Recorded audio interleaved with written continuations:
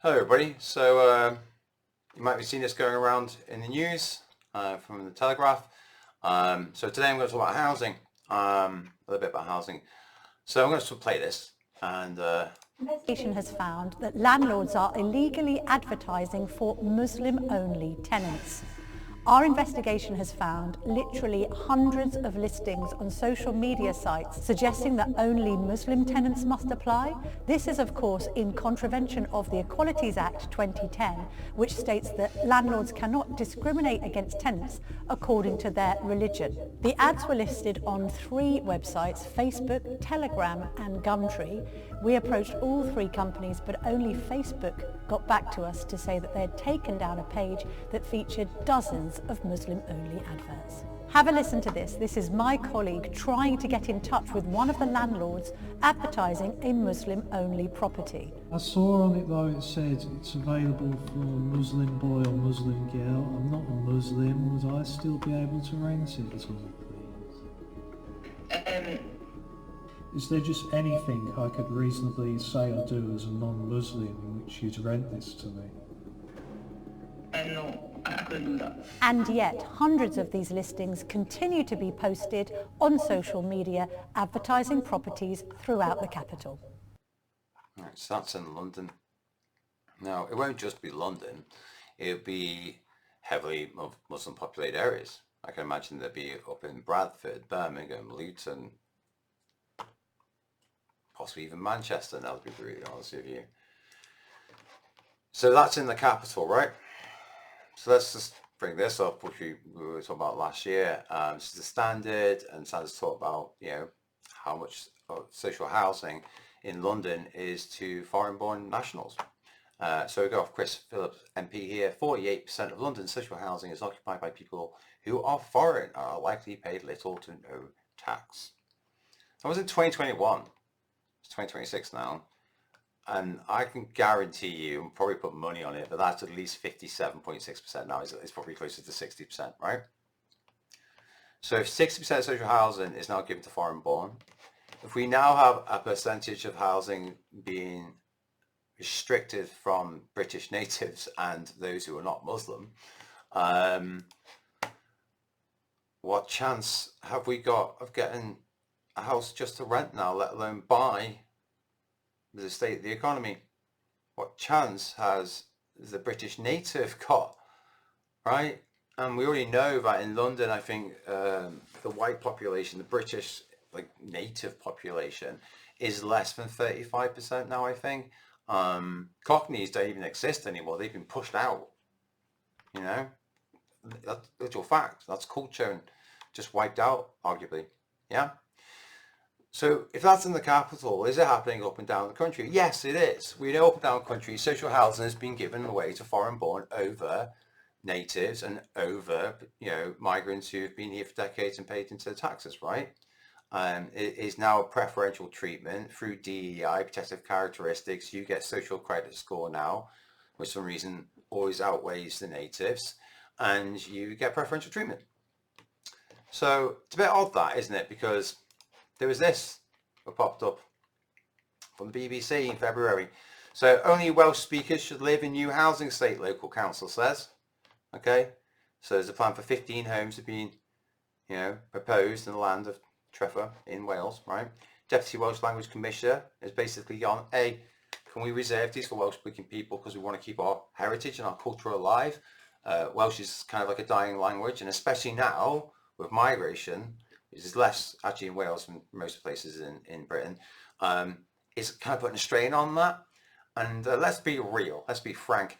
How many foreigners will learn Welsh? How many new arrivals, and you know what I mean by that, will ever speak Welsh? It's going to be less than 0.01%. So, this is an issue for the Welsh, and it's more of an issue in today's world of mass migration, legal and illegal. Of course, it was kind of denied and turned away. There was mixed opinions, from people saying yes and no and so forth. But I've seen this pop up. I think whoever needs a home could do with a home, she said. Okay, let's be real. So I'm going first. So there are billions of people around the world who need homes. Yes. Does that mean that they should get here and get priority of the home over the Welsh people or the English people or the Scottish people or the Irish people? The answer is frankly no. No, they should not.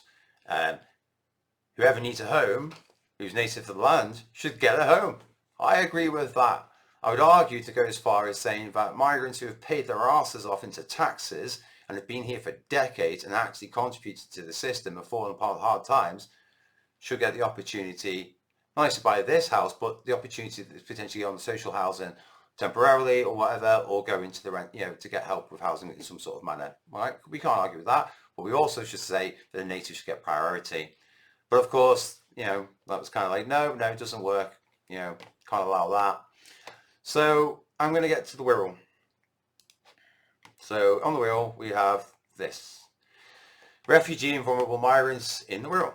The UK resettlement scheme. The Wirral Council has been welcoming families through the government resettlement programme since 2017.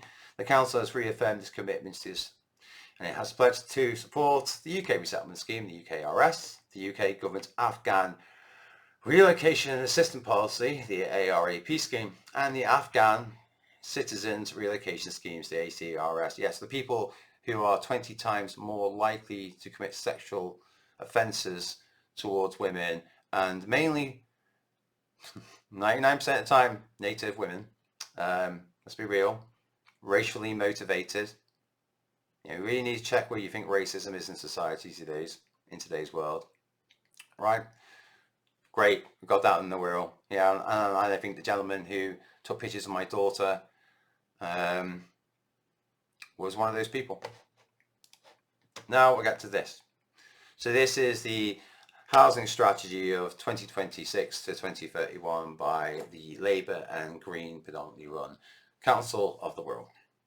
And as you can see, their top green priority that they're so happy about is supported more than 700 people through the government resettlement programme.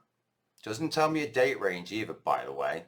And I can tell you now, since summer last year, freaked me out in certain areas like Egremont, King Street, Borough Road, Charing Cross. The demographics changed like by 20%. I'm not even messing you. It's not an exaggeration. There's many of us on the Wirral who can attest to this, and many of us in the Restore Britain camp. Okay, I know. Now, as you see here, completed 12,438 home adaptations. Now, adaptations could be helping elderly get, handrails, straight into shower. It's really good. It can help people get things that help disabilities or aging population. But we also know a percentage of that is home adaptations for HMOs. For migrant families, most more Muslim families, by the way, demand to have 2 toilets, I found out. A Sudanese friend of mine confirmed this. When they got the first council house, they didn't want to take it, and they didn't take it because it has 1 bathroom. And I did question the person and be like, what? Like, I'm sorry, but you shouldn't have had that privilege. You take the 1 bathroom or not. I don't care if you have to have 2 different bathrooms or 2 different whatever because of your religious practices. I just don't. In my brain, it's not native to my land, and you accept our way and find some other compromise. But I don't see why we should give you a social housing, which is what there are estimated 4,800 people in the Wirral right now waiting for social housing. We've moved in over 700 people into the Wirral, and they are allowed to turn their nose up at certain buildings because it doesn't fit or what they need for their religion or their culture. Again, accommodating these people over ourselves, which is just wrong.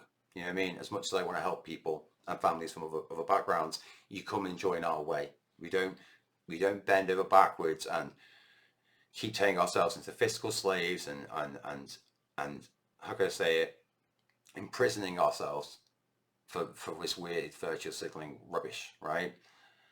So get down to here, And I was reading through this. So expanding property adaptations, blah, blah, blah, blah. Yeah, disabled facility grants better, improving telecare, developing special housing solutions, requested needs, yeah. Managing national pathways resettlement pressure for those arriving in the UK. Coordinate national programs through a dedicated resettlement team. Don't know how much that costs us. Partnering with agencies and piloting private sector leasing to secure emergency housing. Private sector leasing specifically taken away from the native, from the British public, from migrants who've been here for decades, yeah, taking that option away for them for the resettlement program, which is overwhelmingly a Muslim population, right? What the hell? Do you know what I'm getting at here, right? The effectiveness national pathway resettlement program, again, a smooth integration of individuals and families arriving in the UK in national schemes. Now, again, I've seen this with my own eyes. I don't think this is fair on us. I'm, a British person, born and bred, ancestry going back 1,000 years to these lands and to these isles, and I mean literally between Northern Ireland to frickin', well, from Ireland to Scotland to Wales. There's a bit of me from everywhere. You need to prioritize people of the Isles first. Why are we doing this? Why is it that on the Wirral Appendix sheet, this is their big achievement, not rehousing the 4,800 people on the Wirral who are homeless, or who are partly homeless or waiting to be on social housing, not the mothers who are, we've got several kids in a 1-bedroom flat, but instead we're bringing people in. And I tell you now, the people I've seen arrive as well, they've got brand new cars, brand new clothes, and we can't even afford to clothe ourselves, and we're paying more taxes overall for this, for us to be homeless.